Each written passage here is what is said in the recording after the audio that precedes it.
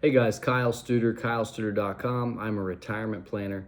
I want to take a minute to talk with you about the foundation of our retirement planning and equate it to a financial tip or piece of advice that many people believe in, adopt, and it really goes without questioning.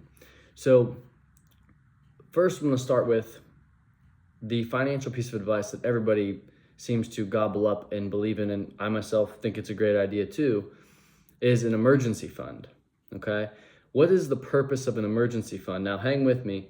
This video is not about you need to have a 6 months emergency fund, but I'm trying to paint a picture or correlate two things philosophically. So an emergency fund makes sense, right? An emergency fund is, hey, I have enough money saved up in a checking account, cash, liquid, on hand that I can get if I lose my job. I can pay my bills for 6 months. I can pay my mortgage, I pay my car payment, pay whatever needs to be paid. I can pay it for 6 months, 10 months, a year. Depends on your threshold for discomfort, I guess. I prefer to have more set aside. I don't want 3 months or 6 months. Having more makes me, operate better day to day. So a lot of people wouldn't even begin to argue with an emergency fund. They think it's a good idea to practice this, to have 6 months or a year back to pay your bills if something goes wrong.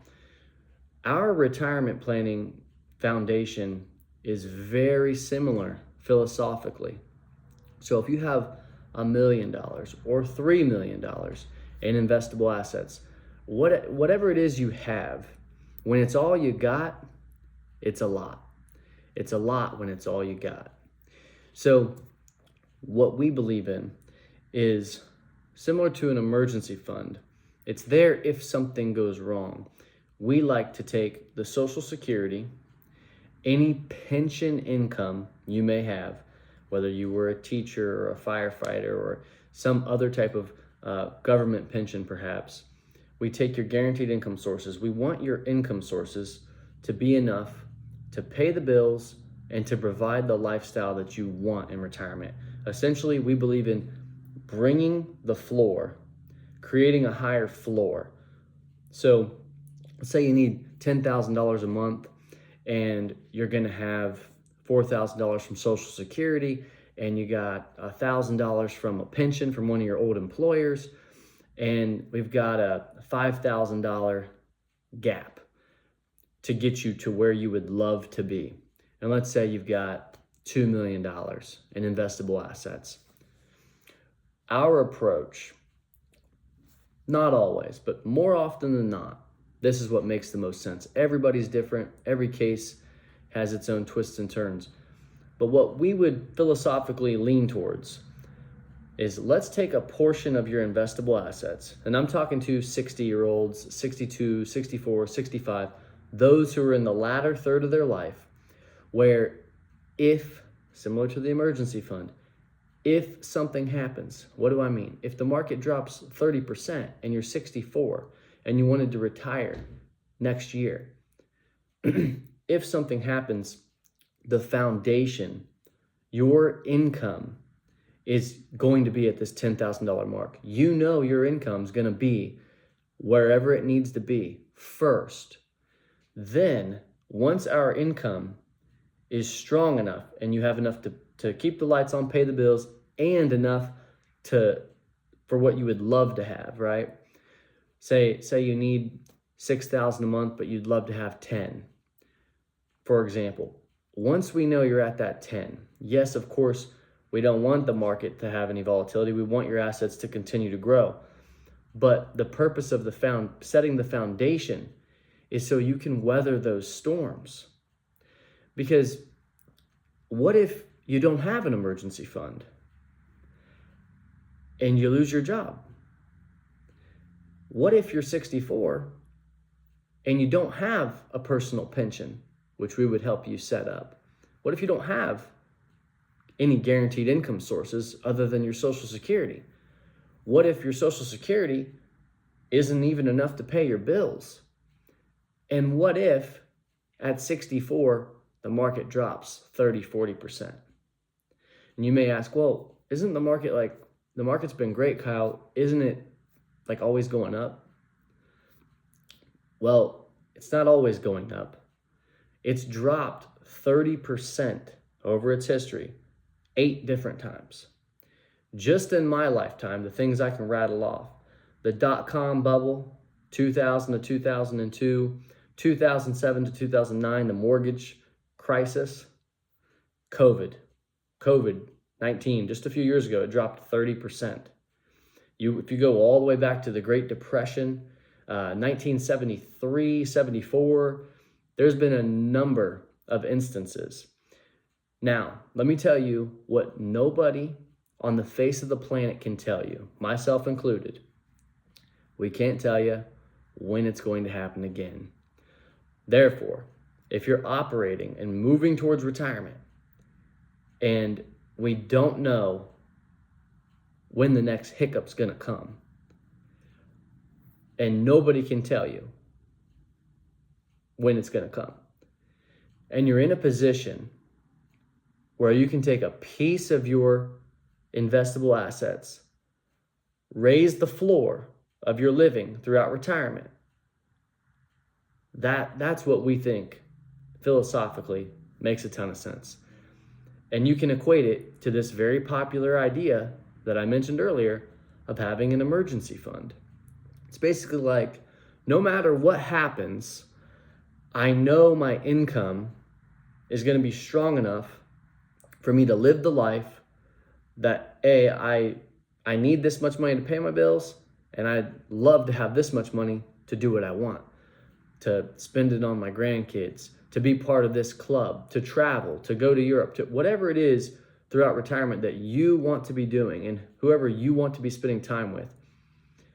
We think it's a no-brainer, similar to an emergency fund. What if you had no money saved back, no emergency fund, you lost your job, you became disabled? That's when they say it hits the fan, right? And that's a stressful situation to work through. We think, why put yourself in harm's way when you don't need to? If you're 64 with a few million in investable assets, you're in a position to never worry about this again. And since nobody can tell you when the market's going to come down or when the next thing's going to happen or what the timing of that's going to be or how big that's going to be, is it not gambling? So we try to follow what's called the prudent person rule. We ask ourselves, what would a prudent person do? So if you are somebody preparing for retirement, I would ask you to ask yourself that question. What would a prudent person do? And then weigh the options.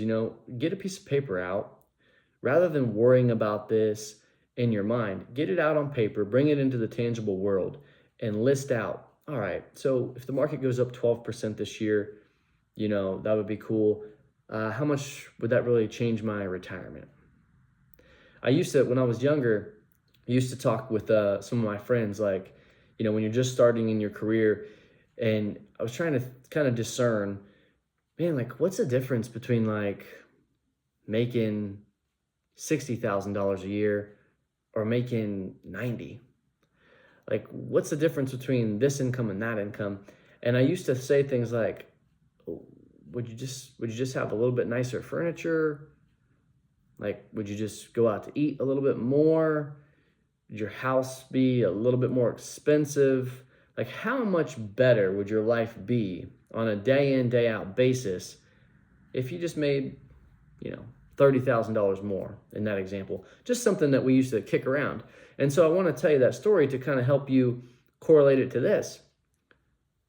What is another 10% going to do for you? If you're 63, 64, you're in the latter third of your life. The accumulation phase has passed. This is the latter third. And I'm talking about if you live to 90. And only 5% of Americans live to 90. So we're in the latter third of our life if you're 60. So our philosophy is to build a strong foundation. We think that that latter third is for peaceful evenings, no stress. You know, we all going to have some degree of stress, but you don't have to risk. Risk is for people trying to get to the position that you are already at. Risk is for people trying to get to where you already are. So why put yourself in harm's way when you don't need to? So just wanted to share that. I was kicking around, I was thinking about that emergency fund, and I know that generally everybody thinks that's a good idea. But with retirement, it's like we're unsure. There's uncertainty. And you know what? It's easy to pontificate and entertain the temptation of complication before something bad happens.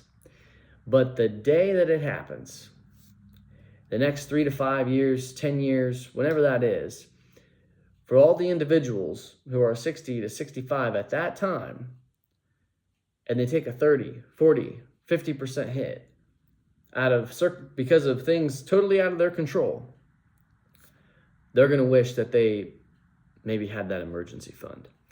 So if I can help you with your retirement planning, guys, this is a little bit about our philosophy and just where we tend to lean. Like I said, not every case is the same. We don't, paint everybody with that broad brush. Everyone's a little different.